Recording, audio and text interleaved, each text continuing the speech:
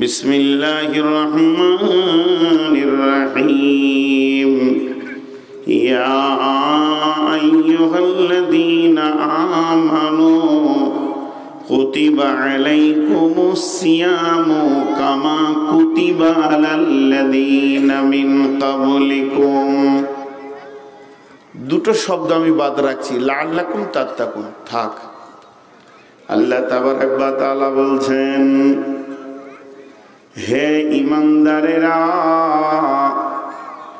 যতগুলো তোমরা মুমিন মুসলমান পৃথিবীর বুকে রয়েছ, আমাকে এক আল্লাহ বলে মেনে নিয়েছ, আমার আখিরি পয়গম্বর নবী মুহাম্মদ সাল্লাল্লাহু আলাইহি সাল্লামকে নবী বলে মেনে নিয়েছ, দ্বীন ইসলামকে মেনে নিয়েছ, তোমরা কান করে শোনো, আমি রব তোমাদের ওপরে রমজানের মাসের রোজাকে ফরজ করে দিলাম, যেমন তোমাদের পূর্বপুরুষের ওপরেও আমি ফরজ করেছিলাম।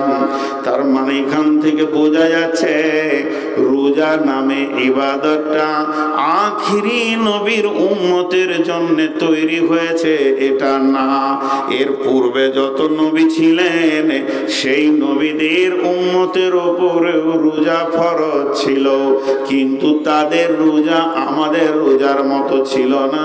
কারো ছিল রমজান মাসে, কারো ছিল মুহররমের রোজা ফরজ, কারো আবার ছিল আপনার কিনা জিলহিজ্জার রোজা ফরজ। বিভিন্ন রকম রোজা আগে ছিল, কিন্তু রোজার কমপ্লিটলি রূপ ছিল না। যেমন বর্তমানে রোজার একটা রূপ তৈরি করা হয়েছে, শুভে সাদেক থেকে গরুবে শামস পর্যন্ত তুমি খেতে পান করতে পাবে না। আগেকার জামানায় রোজাটা এত কমপ্লিট ছিল না, কমপ্লিট হয়েছে, সুন্দর করে গুছিয়ে রূপটা তৈরি হয়েছে আখিরি নবী নবী মুহাম্মদুর রাসূলুল্লাহ সাল্লাল্লাহু আলাইহি ওয়াসাল্লামের জামানায়। তাই আমার আল্লাহ বলছেন, হে ঈমানদারেরা, তোমাদের ওপরে আমি রমজানের মাসের রোজাকে ফরজ করলাম, যেমন তোমাদের পূর্বপুরুষের ওপরেও ফরজ ছিল। ফরজ হলো, রোজা করতে হবে, লাই রোজা রাখতেই হবে, ফরজ হয়ে গেল, আল্লাহ ফরজ করেছেন। কিন্তু আল্লাহর কাছে আমাদের কিছু জানার বিষয় রয়েছে। সেই জানার বিষয়গুলো কি? এক্ষুনি আপনার আমার মনে একটা প্রশ্ন আসবে, প্রশ্নটা আমি নিজে করছি। কি আজীব ইবাদত আল্লাহ বানিয়েছেন, খাবি না, পান করবি না, স্ত্রী হালাল কাছে যাবি না, এই কোন ধরনের ইবাদত? প্রশ্নটা বোঝার চেষ্টা করেন। আমি কালেমা পড়ছি, আশহাদু আল্লা ইলাহা ইল্লাল্লাহ ওয়া আশহাদু আন্না মুহাম্মাদান আবদুহু ওয়া রাসূলুহু। আপনারা কি বুঝলেন? আমি কি বুঝলাম? কালেমা থেকে বোঝা গেল যে আল্লাহর গোলাম সে জবান দিয়ে স্বীকারোক্তি করলো, আমার আল্লাহ এক, ওয়াহদাহু লা শারীক। আমি সালাত আদায় করছি, মসজিদে দাঁড়িয়ে গেছি, আমি হাত বাঁধছি, রুকু করছি, সাজদা করছি, উঠছি, আবার সাজদা করছি, তাশাহুদ করছি, আবার উঠছি, আবার কিয়াম করছি, রুকু করছি, সাজদা করছি, আমি সালাম ফিরলাম। আমার কাটিংটা দেখে বোঝা যাচ্ছে আল্লাহর গোলাম তার আল্লাহর সামনে তার মাথাকে নামো করে নিজেকে আল্লাহর কাছে অবনত মস্তককে নামিয়ে সে গোলামিত্বের স্বীকার করছে। দুটা বোঝা গেল। 3 নম্বর যাকাত। যাকাত মানে পাক করনেওয়ালি। আমার মাল আছে, তার ভিতরে আমার রবের পার্সেন্টেজ এসছে কোরআন থেকে, তোকে যদি এই মালটা পাক করতে হয় তো শতকরা 2.5% তুই বের করে দে। আমি যাকাত দিছি, সারা দুনিয়ার লোক আমার রব বুঝছে যে এ যাকাত দিচ্ছে, মাল পাক করছে। আমি হজে গেলাম, সমস্ত কাপড়গুলো খুলে দিয়ে আমি ইহরাম পরলাম, लब्बैक अल्लाहुम्मा लब्बैक लब्बैक ला शरीका लक लब्बैक इन्नल हम्दा वन निअमता लक वल मुल्क ला शरीका लक।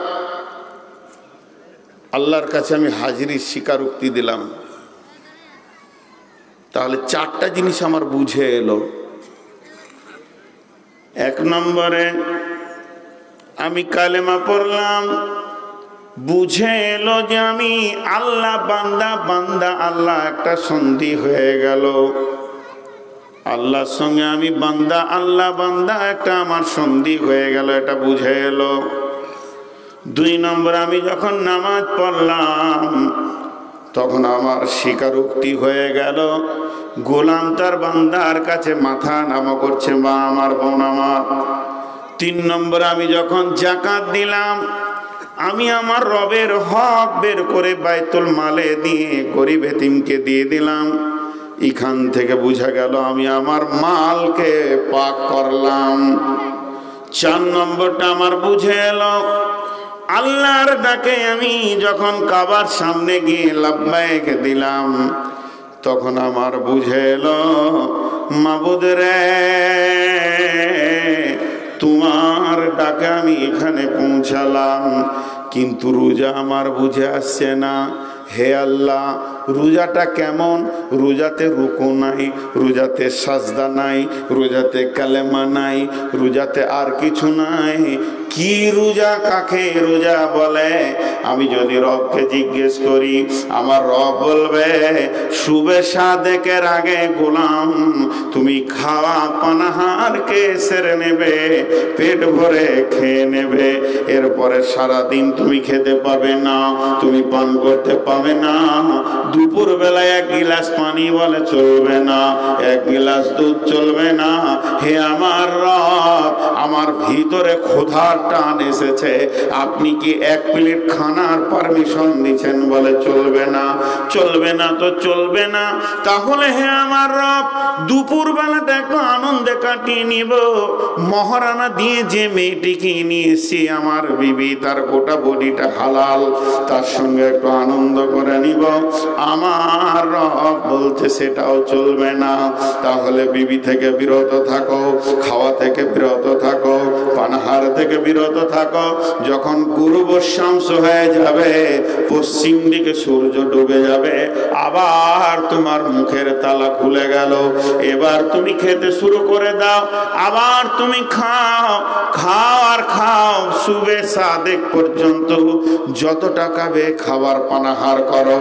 হে আমার রব, আপনি যে রোজাটাকে এরকম প্যাটার্নের বানিয়েছেন, এই রকম কাটিং এর বানিয়েছেন, তার মানে আমার বুঝে আসছে না। এর ভিতরে রুকু নাই, এর ভিতরে সাজদা নাই, এর ভিতরে তেলাওয়াত না করলে রোজা হবে না, এমনটা নাই। সূরা ফাতিহা না পড়লে রোজা হবে না, এমনটা নাই।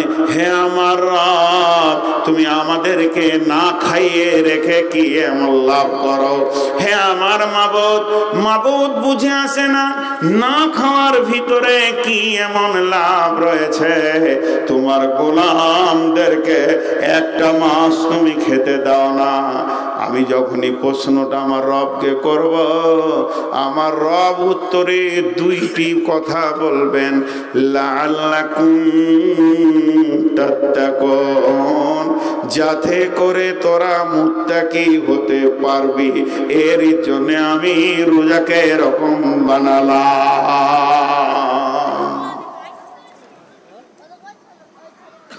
লাআল্লাকুম তাত্তাকুন। এবার মেন বক্তব্যের স্বাদটা আপনারা পাবেন। আল্লাহ বলছে তোদেরকে আমি মুত্তাকি বানিয়ে নেব। অটোমেটিক ভাবে তুই মুত্তাকি বেনে যাবি, তুই বুঝতে পারবি না আমি রোজাকে এমন মেশিন তৈরি করেছি। লাআল্লাকুম তাত্তাকুন। এখন যদি এই গোবিন্দপুর যুবকদেরকে জিজ্ঞেস করা হয়, ছেলেদেরকে ডেকে, মুসল্লিদেরকে, এটা করলে কেন তোমরা? লাইট সাউন্ড মাইক বক্তা, ওরা উত্তর দেবে যাতে করে কিছু কোরআন হাদিসের কথা মানুষ শুনে নেয়। ভেজাল চুকে গেল। তো আল্লাহকে বলছি আপনি আমাদেরকে না খাইয়ে কি আনন্দ পান? তো বলছে লাআল্লাকুম তাত্তাকুন, যাতে করে তোরা মুত্তাকি হয়ে যাবি। কিন্তু আল্লাহর দাবির সঙ্গে কাজের মেল নাই, কিন্তু আবার মেল 100-তে 100 আছে। দাবি আর কাজ, ছোট্ট একটা উদাহরণ আপনাদেরকে দিই। খাও খাও, খাবি না, দুটো ভাষা।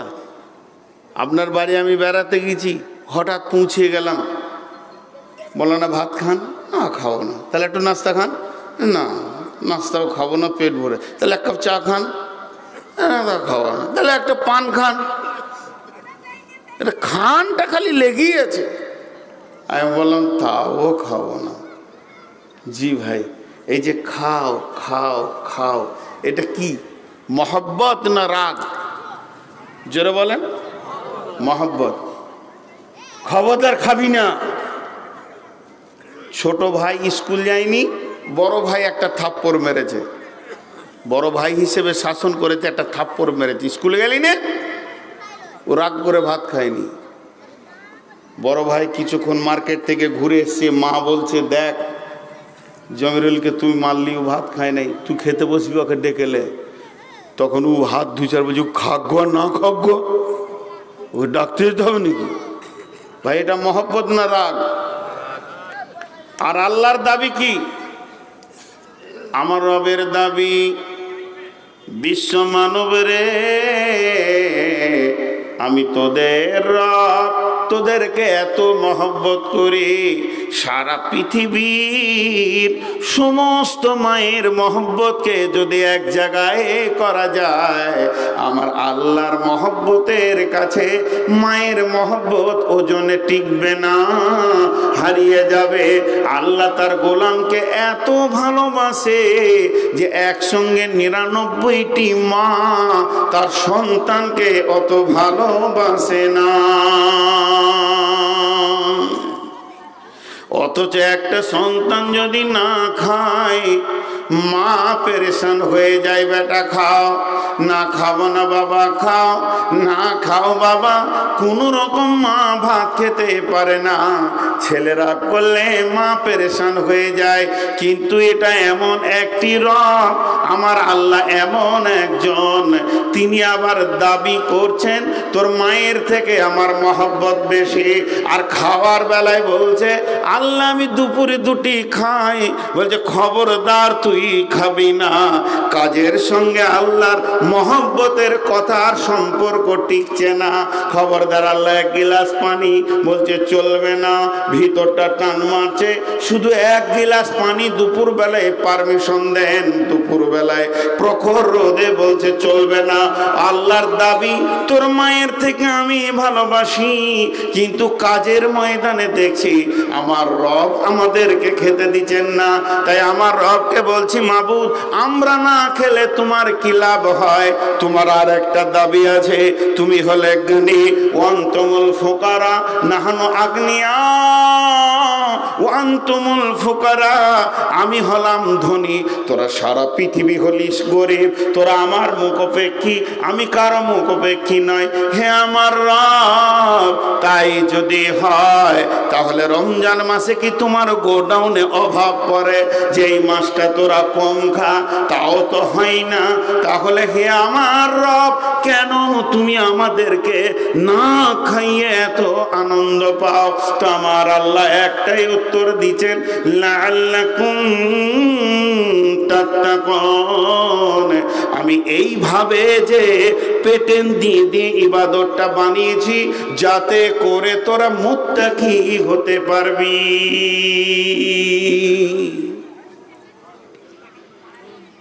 তোদেরকে আমি মুত্তাকি বানাচ্ছি, তোরা জানিস না। না খাওয়ার ভিতরে এত জিনিস ভরা আছে বলে, হ্যাঁ আছে। এবার একটা মারেফাতের কথা বলবো। এটা বুখারী থেকে বলছি না, এটা মুসলিম থেকে বলছি না। আর বলছি না যে রাসূলুল্লাহ সাল্লাল্লাহু আলাইহি সাল্লাম বলেছেন, আর বলছি না যে আল্লাহ বলেছেন। মারেফাতের তথ্যের কথা, এই কথাটা ওইভাবেই নেবেন যেভাবে বলছি পীর ফকিরদের কথা। তো এই মারেফাতের কথাটা একটু ধ্যান দিয়ে শুনেন। এটার উপর আপনাকে যে ঈমান রাখতে হবে তা নয়, এটা হাদিস নয়। কিন্তু বলছেন একজন, কি বলছেন, আল্লাহ আত্মাকে তৈরি করলো, নাফস, আত্মা, আত্মাকে তৈরি করার পর আল্লাহকে জিজ্ঞাসা করছে, ইয়া নাফস মান আনা, হে আত্মা আমি কে? পৃথিবীতে সব থেকে বড় খতরনাক হচ্ছে আত্মা। একজন খ্রিস্টান দার্শনিক বলেছেন, দেহ মুশরিক নয়, আত্মা মুশরিক। পীর পুজো, কবর পুজো, মাজার পুজো, আপনার দেবদেবীর পুজো, চুরি ডাকাতি বেঈমানি যেগুলো করে, দেহ করে না, আত্মা করে। আত্মা আর দেহ আলাদা। দেহ আল্লাহর হুকুমে চলে, চলে কি চলে না? দেহ বলেছে, আল্লাহ বলেছে চোখ দেখবি, কান তুই শুনবি, নাক শুনবি। কোনোদিন নাক দেখতে যাবে না, চোখ শুনবে না, কান দেখবে না, যাকে যা হুকুম করেছে তাই চলবে। হাত তুই ধরবি, পা চলবি, হাত চলবে না, পা ধরতে যাবে না। দেহের ভিতরে কিডনিকে বলেছে পানিকে ছাঁকবি, আবার পাকস্থলীকে বলেছে খাবারগুলোকে তুই হজম করবি। ওরা নিজের নিজের আল্লাহর হুকুমের ওপরে মত পর্যন্ত নিয়োজিত আছে। অর্থাৎ দেহের ভিতরে যতগুলো পার্টস আছে একটাও বেঈমান নয়, বেঈমান হচ্ছে আত্মা। আত্মা বড় খতরনাক, আত্মা বড় বিষধর সাপ। আত্মা আল্লাহ মানে না, আত্মা রসুল মানে না, আত্মা মা বাপ মানে না, আত্মা সব কিছু করে। দেহের দিক থেকে সারা পৃথিবীর লোক এক আল্লাহকে মানে। মাথার চুলকে বলেছে বাড়বি, সেই হারে দাড়িকে বলেছে কমে থাক, সেই হারে মোচ বাড়ে না, ওই হারে আপনার কিনা চোখের ভুরু বাড়ে না, চোখের পাতা বাড়ে না, গায়ের লোম বাড়ে না। আল্লাহ তাবারাক ওয়া তাআলা একই বডির ভিতরে একই জিনিসকে বিভিন্ন জায়গায় ফিট করে এক একজনকে তার সীমারেখা মেপে দিয়েছে, ওর ওপরেই তারা চলছে। দাড়ি যতটা বাড়ার অতটা বাড়বে। মাথার চুলের মতো যদি দাড়ি বাড়তে শুরু হতো তাহলে আল্লাহর কন্ট্রোলের বাইরে সে চলে যেত। কিন্তু আমার রব হুকুম করেছে তুই এতটা বাড়বে, তুই এত দূর বাড়তে থাকবে। অতএব দেহর দিক থেকে সবাই আল্লাহকে মানে, আত্মাই হলো মুশরিক, আত্মাই হলো বেঈমান। এর জন্য আমার আল্লাহ আত্মাকে সংযম করার জন্য রমজান মাসের রোজাকে তৈরি করেছে। রমজান মাসের ইবাদত রোজাটা, না খাওয়া রোজাটা সম্পূর্ণ আত্মার উপর দিয়ে রুলার চলে, দেহের উপর দিয়ে চলে না। এর জন্য আল্লাহ তাবারাক ওয়া তাআলা বলছেন লাআল্লাকুম তাত্তাকুন, আমি তোমাদেরকে না খাইয়ে বানিয়ে রাখছি যাতে করে তোমরা মুত্তাকি হতে পারবে।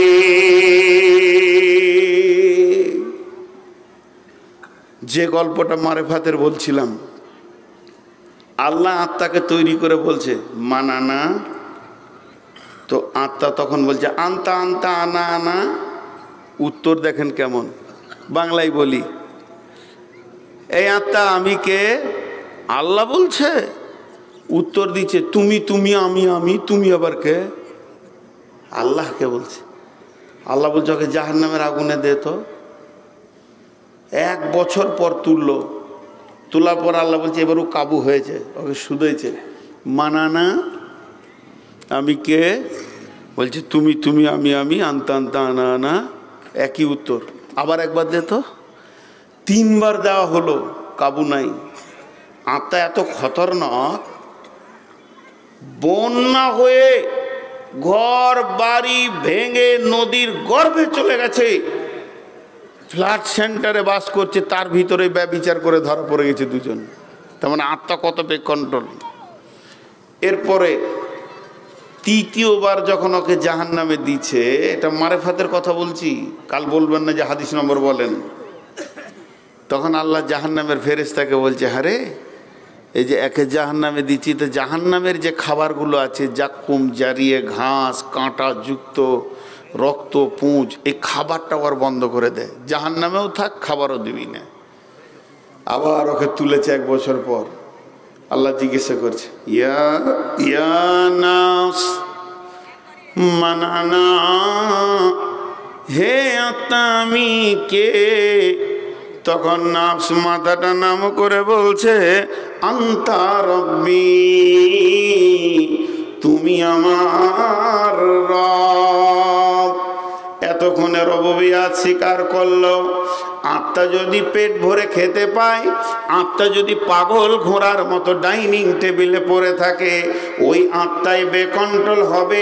যে আত্মা খাবারের ভিতরে সংযম রাখতে পারবে না, পৃথিবীর কোনো গুনহাতেও সে সংযোগ রাখতে পারবে না। খাবার টেবিলে যে নিজেকে আত্মা কন্ট্রোল করতে পারবে, তো জেনে নেন পৃথিবীর জগতে হালাল হারামের যতগুলি জায়গা আছে সবগুলিতে সে কন্ট্রোল করতে পারবে। অতএব খাবার এমন একটা জিনিস যে কন্ট্রোলের বাইরে খায়, তার দ্বারা বিদআত শুরু হয়ে যায়। পৃথিবীর প্রথম মানুষকে আদম, পৃথিবীর প্রথম মেয়েকে হাওয়া, পৃথিবীর প্রথম ঘর কি কাবা, পৃথিবীর প্রথম মসজিদ কি হারাম, এইভাবে একটা একটা করে প্রথম আছে। তার মধ্যে পৃথিবীর প্রথম বেদাত কি, 1 নম্বর বেদাত কি, সিরিয়াল নাম্বার 1 বেদাত কি, কোনটাকে দিয়ে বেদাত শুরু হয়েছে? আম্মা জান আয়েশা বলছেন, পৃথিবীর প্রথম বিদাত হলো পেট ভরে খাওয়া, উদর ভরে খাওয়া। বিশ্বনবী সারা জীবনেও মতের আগে পর্যন্ত ওভারলোড করে কোনোদিন খায়নি। অতএব যে পেট ভরে খায়, জানতে হবে পাক্কা বেদাতি, রসুলের সুন্নত মানতে পারেনি। অতএব খাওয়া এমন একটা বেয়াদবি জিনিস যে আত্মাকে বেকন্ট্রোল করে পাগল ঘোড়ার মতো দড়িয়ে দেয়। অতএব বন্ধুরে, আমার রব বলছে খাওয়ার ব্যাপারে একটা মাসের কন্ট্রোল আমি শুরু করলাম, লাআল্লাকুম তাত্তাকুন, যাতে করে তোমরা মুত্তাকি হয়ে যাবে। কিন্তু হবে গো, সহজে হবে? দাউদ আলাইহিস সালামের জামানায় শনিবার জুমা হতো, তো মাছ ধরে খেতে লাগলো দাউদের কম। নবী দাউদ বলে জুমার দিন খেও না, তো পরের দিন খেতে লাগলো। নদীর মুখটাকে বেঁধে দিয়ে পরের দিন খেতে লাগলো। তার মানে দাউদের কম এত বদমাইশি শুরু করলো, আল্লাহ ওদেরকে আযাব দিল। আমাদের অবস্থা কি জানেন? রোজা মাসে সংসারে অন্য মাসের সমান খরচ না ডেরা খরচ? জি ভাই, কেউ আবার বলছে ডবল। তার মানে ও ভোরবেলায় যে ওভারলোড করেছে 18 চাকা ডাম্পারের মতো, ওই চুয়া ঢেকুরটা চলছে 2:30টা পর্যন্ত। তাহলে ভোগ আছে কখনো? আর ওই ঢেকুর ওর 2-2:30টা পর্যন্ত চলছে। এরপরে যদি কোনো রকম জোহর আর আসরটা পড়েছে, আসরের পর থেকে খালি পাক মারছে কারগিলের সৈন্যর মতো, খালি একবার নামিয়ে দেখ মাল। তারপরে মাগরিবের পর যে ওর গোডাউনের তালা খুলেছে, সমানে চলছে রাত 10টা পর্যন্ত, একবারে মেশিনের মতো। ডবল হয়ে যাচ্ছে, সংযম হচ্ছে না। আর আল্লাহ বলছে আমি সংযমী বানাবো তোমাদেরকে। ছোট্ট করে একটা কথা বুঝাই, কতটা বুঝতে পারবেন জানি না। নামাজে চলে আসি, রোজাকে বাদ রেখে। নামাজের একটা অংশকে রোজার মিসাল হিসেবে নিচ্ছি, উদাহরণ হিসেবে। বিশ্বনবী বলছেন, যখন তুমি নামাজে দাঁড়াবে, নামাজে তোমার কোনো চিন্তা থাকবে না, পার্থিব চিন্তা থাকবে না, দুনিয়াবি চিন্তা থাকবে না। সম্পর্ক হয়ে যাবে আল্লাহ বান্দা বান্দা আল্লাহ, আল্লাহ বান্দা বান্দা আল্লাহ। এই অবস্থায় তোমাকে আত-তাসলিম তাহলিলহা ওয়া তাকবীরু তাহরিমহা, তাকবীরে তাহরিমা থেকে নিয়ে সালাম ফেরা পর্যন্ত গোটা নামাজটা এই অবস্থায় কাটাতে হবে। তাহলে তুমি তোমার আল্লাহর ধ্যানে গোটা নামাজটা পড়েছো। তোমাকে জানতে হবে এই অবস্থায় কি আমি আল্লাহকে দেখছি। যদি এতটুকু তুমি না পারো, এই চিন্তাটা যদি তোমার না আসে, তোমার দ্বিতীয় চিন্তা হবে পৃথিবীর কেউ না দেখলে আমার আল্লাহ আমাকে দেখছে। আমি আল্লাহকে দেখছি, নচেত আমার আল্লাহ আমাকে দেখছে, এটা চিন্তায় কাটাতে হবে।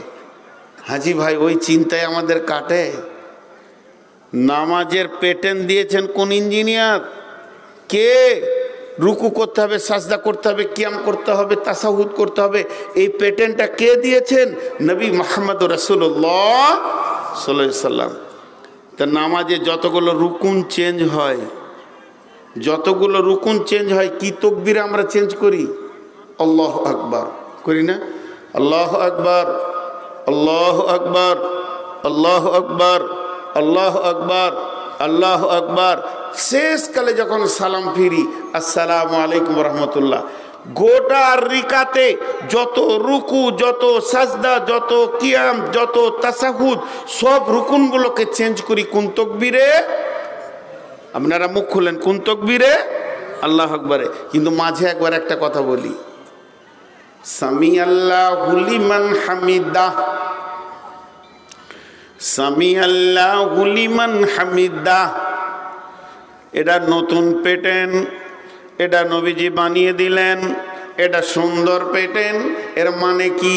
এটা আমি বাংলায় বলি আল্লাহু আকবার মানে আল্লাহ বড়, চলো রুকুই চলো, সাজদায় চলো, আল্লাহ বড়, সাজদা থেকে উঠো, আল্লাহ বড়, আবার চলে যাও, আল্লাহ বড়, আবার কিয়ামে উঠো, আল্লাহ বড়, আল্লাহু আকবার, আল্লাহ বড়। আর যখন সামি আল্লাহু লিমান হামিদা বলবো, তার মানেটা কি দাঁড়াইছে? আমি বলছি আল্লাহকে, শুনছেন আল্লাহ, আমি তার যা প্রশংসা করছি, শুনছেন আল্লাহ, আমি তার যা প্রশংসা করছি। সামি আল্লাহু লিমান হামিদা, রুকু থেকে যখনই উঠব তখন আমি বাংলায় বলি, আমার আল্লাহ শুনছেন, আমি তার যা প্রশংসা করছি। তার মানে আমার নবী একটা হাদিসে বলছেন, তুমি এটা স্বীকার করো, তোমাকে তোমার রব দেখছে। আর যখন ওই কথাটা আমি আল্লাহকে বলবো প্রতি রিকাতে একবার, তো আমার আল্লাহ বলবেন, আমার বান্দা আমার হাজরিকে স্বীকার করে নিয়েছে। আমি যে তার নামাজের সামনে দাঁড়িয়ে আছি, এটা আমার বান্দা স্বীকার করে নিয়েছে, যাতে করে নামাজটা কবুলিয়াতের প্ল্যাটফর্মে পৌঁছিয়ে যায়, কবুলিয়াতের দরজাতে পৌঁছিয়ে যায়, কবুলিয়াতের জায়গাতে পৌঁছিয়ে যায়। এর জন্য আমার নবী এত সুন্দর করে প্রতি রিকাতে একটা নতুন তাকবীর দিয়ে দিলেন, সামি আল্লাহু লিমান হামিদা। অতএব বন্ধুরে, এটা এমন একটা কৌশল, এটা এমন একটা আপনার কি না কলা কৌশল, যাতে করে নামাজটা কবুলিয়াতের দরজায় পৌঁছিয়ে যায়। তো আমার আল্লাহ বলছেন, তোদেরকে আমি না খাইয়ে রাখবো, তোদেরকে খেতে দিব না, পান করতে দিব না, বিবির কাছে যেতে দিব না। কেন কেন কেন? লাআল্লাকুম তাত্তাকুন, যাতে করে তোরা মুত্তাকি বেনে যাবে, তোরা মুত্তাকি হয়ে যাবে, তোরা পরেশগার হয়ে যাবে। আমি এমন একটা ডাইস বানিয়েছি, আমি এমন একটা ফর্মা বানিয়েছি, ফর্মার ভিতরে তোরা যতজন ঢুকে যাবে, রোজা হলো মুত্তাকি বানানোর ফর্মা, রোজা হলো পরেশগার বানানোর ফর্মা, এখানে যতজন ঢুকে যাবে অটোমেটিক মুত্তাকি হয়ে যাবে। লাআল্লাকুম তাত্তাকুন। তিনখানা উদাহরণ দিব, তিনটে উদাহরণ মন দিয়ে শুনবেন, আয়াতটা চেঞ্জ করে দ্বিতীয় আয়াতে চলে যাব। আপনাদের দিকে ইট বানাই, তো যে ইট বানাই ওকে আমাদের দিকে বর্ধমানে মিস্ত্রি বলে, ইট বানানো মিস্ত্রি। আর মিস্ত্রি হলো, তো ইট বানাই, টলিতে মাটি ফেলে দিয়ে চলে গেছে, মিস্ত্রি কোদাল আর বালতি নিয়ে হাঁটলো, ইট বানাবে। উদাহরণটা ধ্যান দিয়ে শোনেন, গোটা আয়াতটা ঢুকবে উদাহরণের ভিতরে। প্রথমে দু চার মানে কড়াই বালি ছিটিয়ে দিল মাটিটার উপরে, তারপর 5-10 বালতি পানি ছিটিয়ে দিল, দিয়ে এবারে কোপ মারতে শুরু করেছে। কোপ মারা ভালো না খারাপ? আমার গায়ে যদি কেউ কোপ মারে, এটা ভালো না খারাপ? খারাপ। যখনই কোপ মারতে শুরু করেছে, তখন ওই দিক থেকে মাটি মিস্ত্রিকে বলছে, দুজনের মধ্যে কথা চলছে, কি দোষ করলাম ভাই, মারছিস কেন? বলছে চুপ কর, তোরই দাম বাড়বে। কথা ঠিক বলেছে না ভুল? কিন্তু ও মাটি বুঝতে পারছে না। হাজি আমি চেয়ারে বসে বক্তব্য রাখছি, নামো থেকে উঠে এসে আমার মুখে যদি এক লাত মেরে দেন, দাম বাড়বে না কমবে? দাম কমবে। ওর যখন কোপ মারা হয়ে গেল তখন লাত মারতে শুরু করেছে।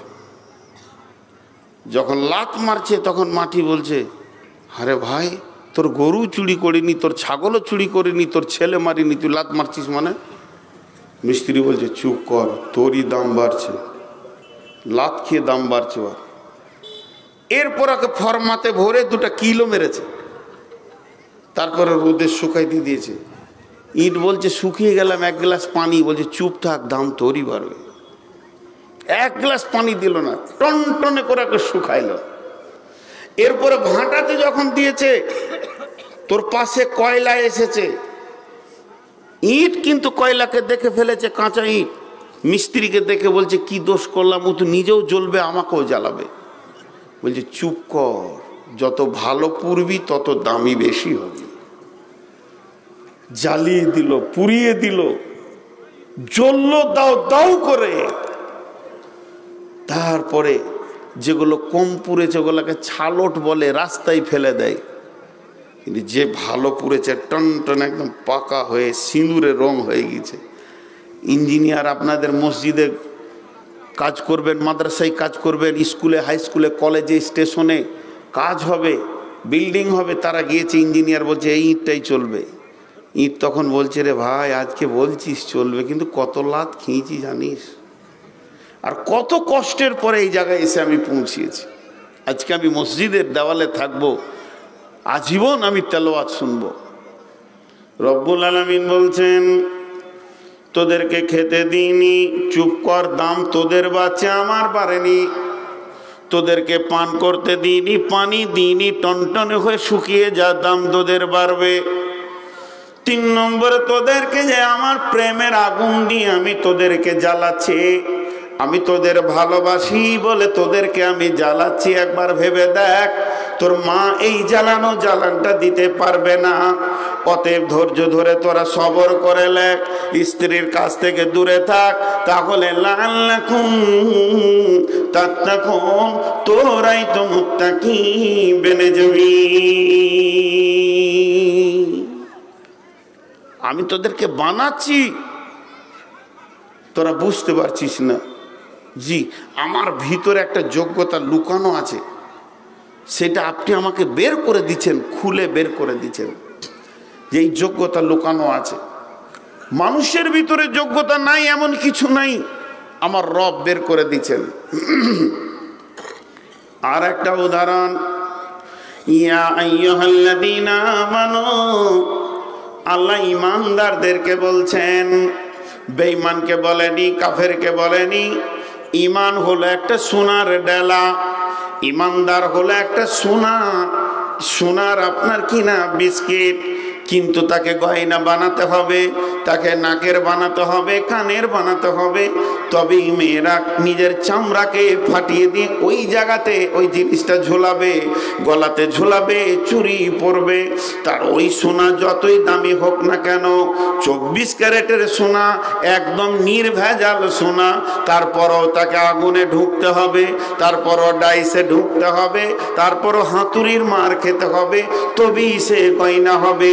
তো আমার রব বলছেন, রে ইমানদারেরা তোরা ভালো করে শোন, তোরা তো পরেশগার ইমানদার বটিস, কিন্তু মুত্তাকি তোরা হতে পারছিস না। মুত্তাকি হচ্ছে জান্নাতের অলংকার।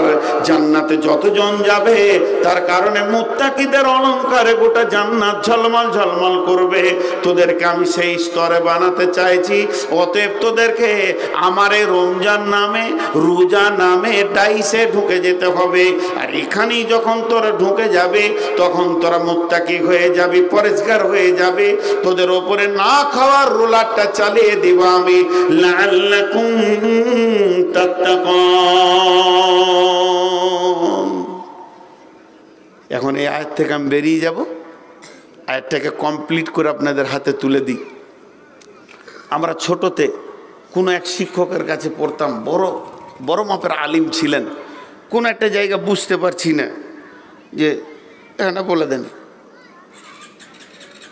আগেকার শিক্ষকদের নিয়ম দেখেন, বলছি পারছো না, বলে না, 3টে অক্ষর আছে, ধরে নেন ফালা, ফা যাবার ফা, আইন যাবার আ, লাম যাবার লা, ফালা, তো ওইটাই পারছি না। তো 2টো অক্ষরকে উনি ঢেকে দিয়ে একটা বের করে রেখেছে, এটা কি?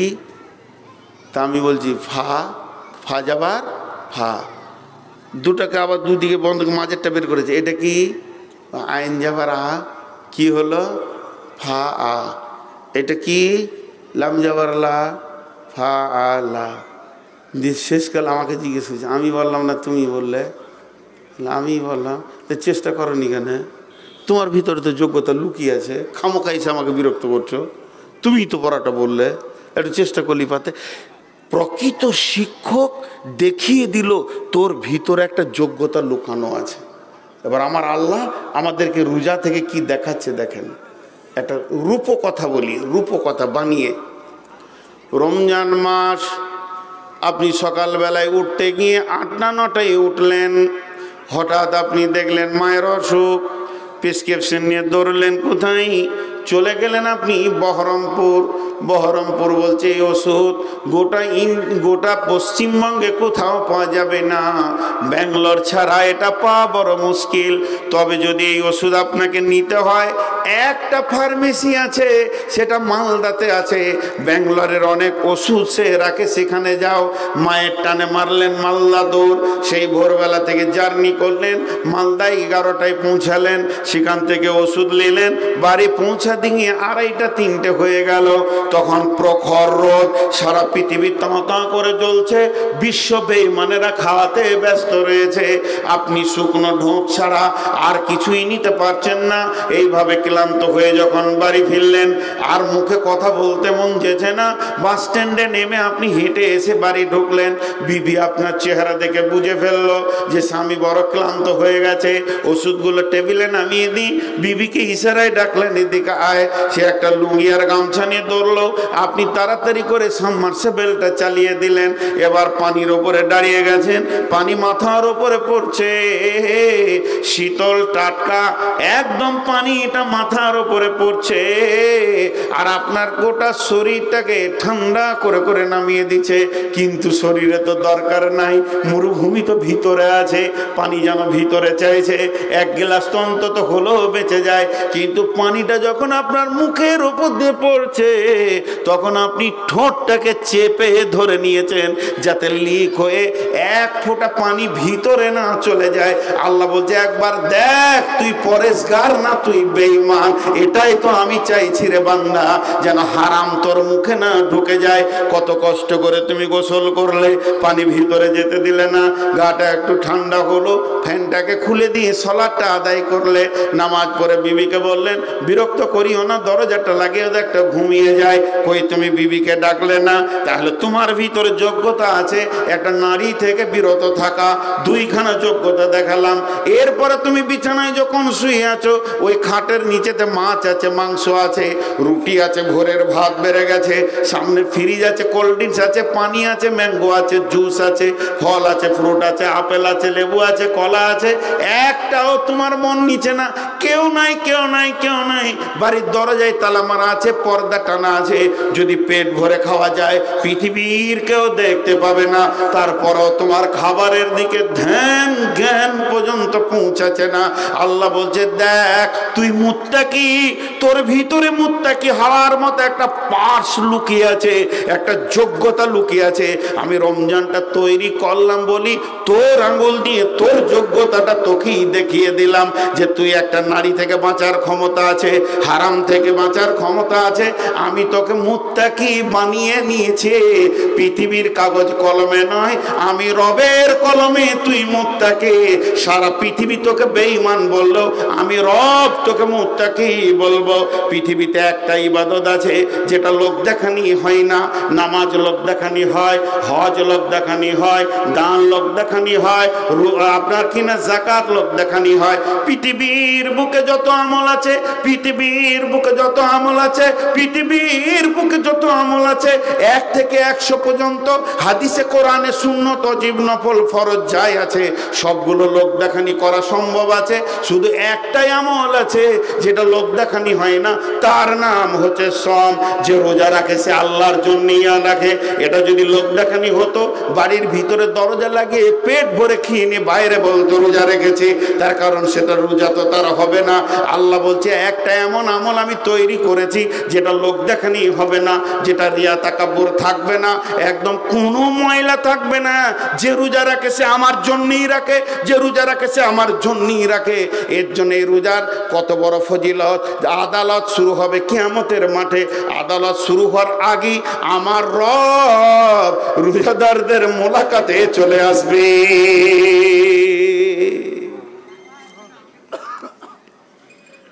যত আমল আছে সব আমলের আজর আছে। আজর মানে বদলা আছে। নামাজ পড়লে এই পাবে, হজ করলে এই পাবে, ওই করলে এই পাবে। আর রোজার ব্যাপারে আমার আল্লাহ কি বলেছেন? যে রোজা রাখে সে আমার জন্যই রাখে, আর রোজার বদলা হচ্ছে আমি নিজে, সে আমাকে পাবে।